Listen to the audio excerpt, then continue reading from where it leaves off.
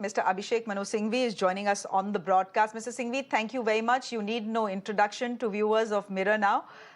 Thank you very much. First things first, there was a key cabinet meeting this evening. Good evening, sir. There was a key cabinet meeting this evening. We do not know what the outcome is, of course. But is it your sense, since that's the big buzz, is it your sense that the Women's Reservation Bill will be introduced in the new parliament? Well, look, Shreya,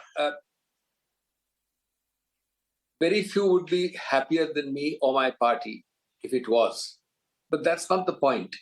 The point is, why should you be playing this cat and mouse game? That's the larger issue. I mean, if you are having something as momentous as the Women's Reservation Bill, or for that matter, anything which is special or important or wide-ranging, you don't have to play this cloak and dagger cat and mouse game. You know, first, you don't tell the topics. Second, just near 1-2 days before, you give a small little trailer, a small teaser. Third, you give actually the specific items, and you then add at the end, this is not exhaustive, it can change. You know, the earlier list which came with that. Then fourth, that list is superseded. I have now a list of 8 items sent to us as MPs, which is not the same as the earlier one. Again, with that beautiful teaser at the back, this list is not exhaustive.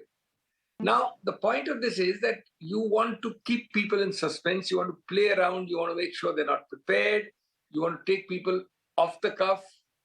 This is not good parliamentary practice, is my point number one. Point number two, if at all you are doing a Women's Reservation Bill, I, for one, and the party I represent would be, as I said, the happiest. They have already been the first to pass it in this very house to which I belong. Years ago. But do it in a proper way, inclusive way. Why do you want to take exclusive credit? Why do you want to mislead and surprise people, catch them in unexpected moments? It doesn't help parliamentary procedure. That's all I'm saying. Okay. So, Mr. Singhvi, you're saying why try and take exclusive credit? The point is, for the last 27 years, the bill has been hanging fire. In the last 27 years, the BJP has been in power only for 8 years, which means the Congress party and its allies had all the time as well to push the bill through.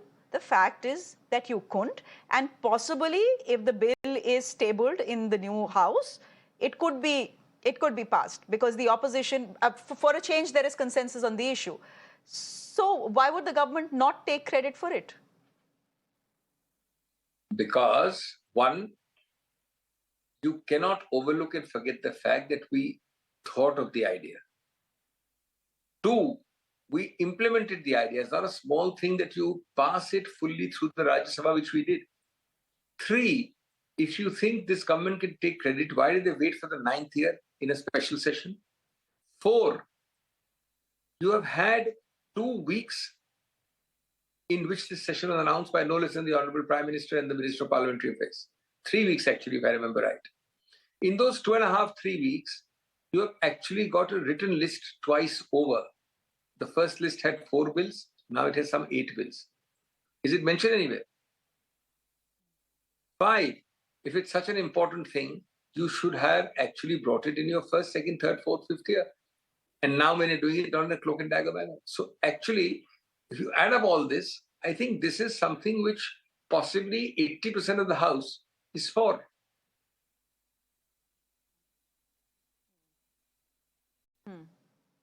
Mr. Singhvi, since you're a lawyer, I do want to ask you this question. As I was prepping for this interview, one of the arguments that was being made against the Women's Reservation Bill, of course, one is the strike rate, that, you field women, their success rate, their strike rate in elections is only 10%. So that is one argument that is made against it. The second argument, I was reading it, is that it strikes at the heart of the right to equality that the Constitution gives us. Both arguments don't stand if you look at them carefully.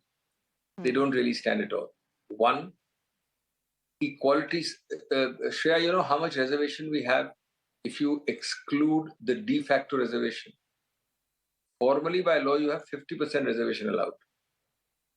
If you actually see at least maybe 30% plus of the Indian population, or 40% maybe, I don't know the exact figure, live in states which have reservation far in excess of 50%. Tamil Nadu is one example, is running at 70-75%. So many other states.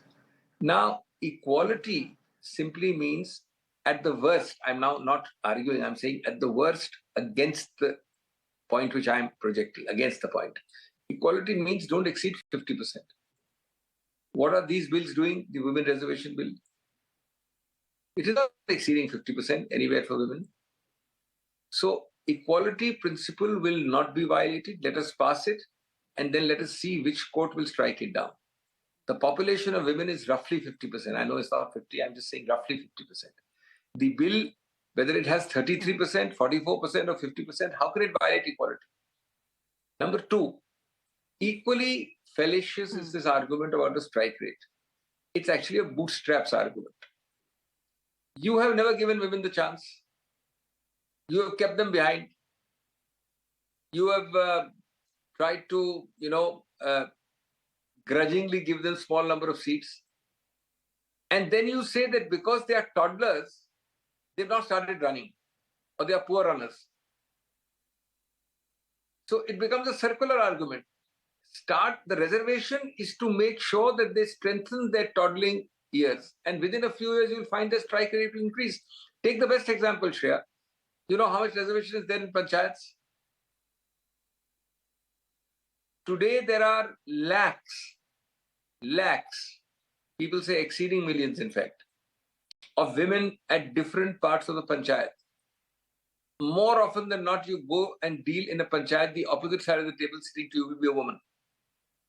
Could be a sarpanch, could be a panch, could be something else. Now, when they started off, even today the allegation is they are proxies, little bit for their husbands, for their brothers, etc. But that's changing. It's changing radically. Today, they are no more the easy proxies, which is a paradigm which you are used to. So, you just do a few months or a few years of women's reservation and you'll find that there is no question of strike rate.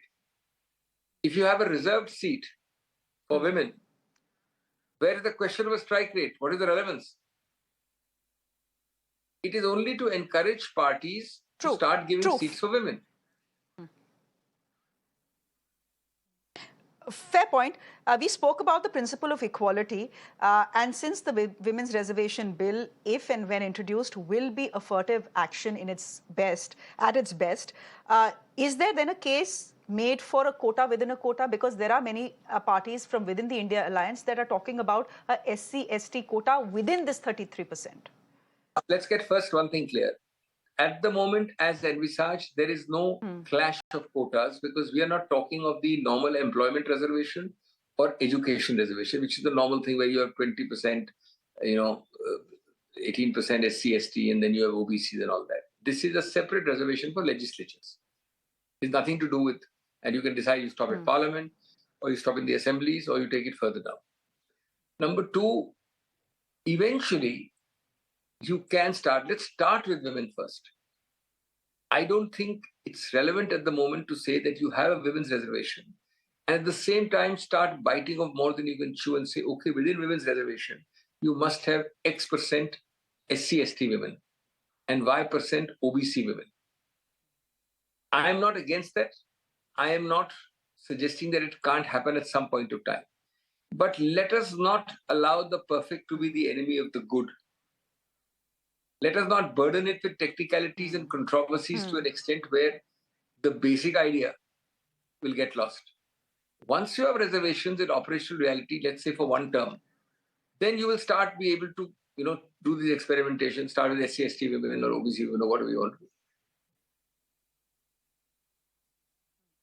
Mr. Singhvi, my last question, I'm running out of time, but I do have to ask you this. Are you excited about getting to the new parliament? Tomorrow is the big inauguration when new parliament opens its doors to all of you. Absolutely. I'm looking forward to it. In particular, a lot of us, because we were not there in the inaugural meeting. So we actually haven't seen. And I'm told that there is a table now put up near our Rajya Sabha where we're getting the new RFID cards. We've got our fingerprints and all these photo sensors done. So let's see. We are. But one last thing, I will miss Central Hall. And if there's no real counterpart of Central Hall, then I'll be sorry. I mean, you can call it what you like. You can call it a new building, a new lounge, a new sitting place. But if you do not have something which eventually very, very quickly starts resembling the central hall, the atmospherics of the central hall, the ambience of the central hall, the spirit of the central hall, the gupshup and the gossip and the rules of central hall, then we are going to miss it a lot. Okay, Mr. Singhvi, we'll leave it there for the moment. Thank you very much for joining us. Good night to you and good night to all our viewers. Ladies and gentlemen, it's a wrap from me. Thank you very much for watching. Up next is my colleague Nivedana with all the news at 9. Do stay with us.